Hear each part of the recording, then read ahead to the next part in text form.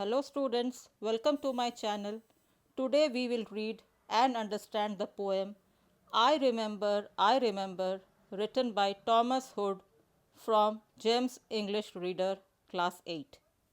I Remember by Thomas Hood was published in William Michael Rossetti's The Poetical Works of Thomas Hood in 1903. The poem is a journey through the poet's fond memories of his childhood that was full of joy. He has contrasted childhood to gloomy and uncertain adulthood. The poet realizes that his childhood days are gone forever. Now, let us read and understand the poem. Stanza 1. I remember the house where I was born, the little window where the sun came peeping in at morn. He never came a wink too soon, nor brought too long a day, but now I often wish the night had borne my breath away. Here, peeping in means looking in secretly. Morn is the short form of morning. Born means carry.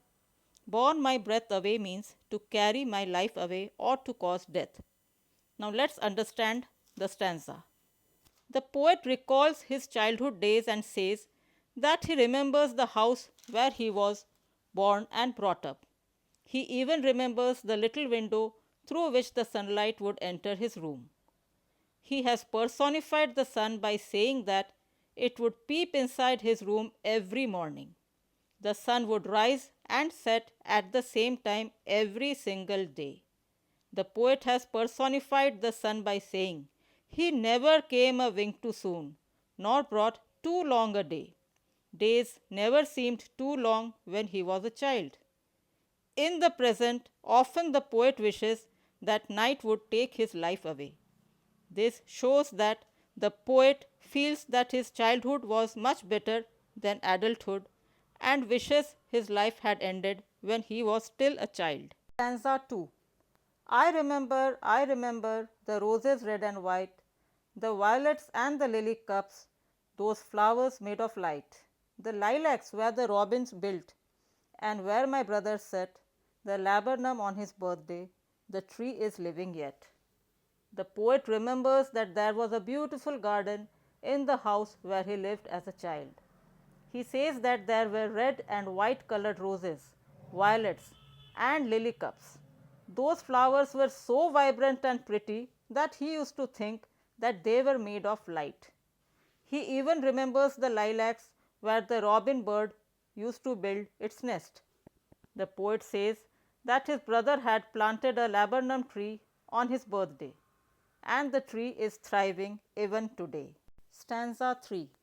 I remember where I was used to swing, and thought the air must rush as fresh to swallows on the wing. My spirit flew in feathers then, that is so heavy now, and summer pools could hardly cool the fever on my brow. Here, swallows is a kind of bird. Fever on my brow means misery and gloominess. Brow means the eyebrow. Let's understand the stanza. The poet says that he remembers his carefree childhood days. He remembers how the swing would lift both him and his spirits up. While enjoying the breeze when swinging, he used to wonder if the swallow birds also felt the same rush of fresh air while flying. His spirits was as light as a bird's feather, free from the burdens of adult life. The dip in the summer pools that cooled him as a child does not have the same effect now that he is an adult. Stanza 4. I remember the fir trees dark and high. I used to think their slender tops were closed against the sky. It was a childish ignorance, but now 'tis little joy to know I am farther from heaven than I was a boy. Here, fir trees are forest trees with leaves like needle. Slender means delicate. Tops mean the upper part of the tree, and farther means distant. Now let's understand the poem. The poet remembers when he was a child how he used to think that the delicate top of the fir trees could almost touch the sky. Now, as an adult, He realizes that these thoughts were nothing but childish ignorance.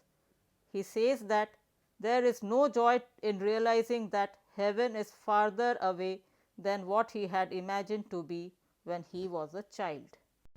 Now, let's do a quick recap of the word meanings. Peeping in means looking in secretly. Mourn is the short form of mourning. Borne is to carry. Borne my breath away means to carry my life away or to cause death. Swallows, a kind of bird. Fever on my brow suggests misery and gloominess. Fir trees are forest trees with leaves like needles. Slender means delicate.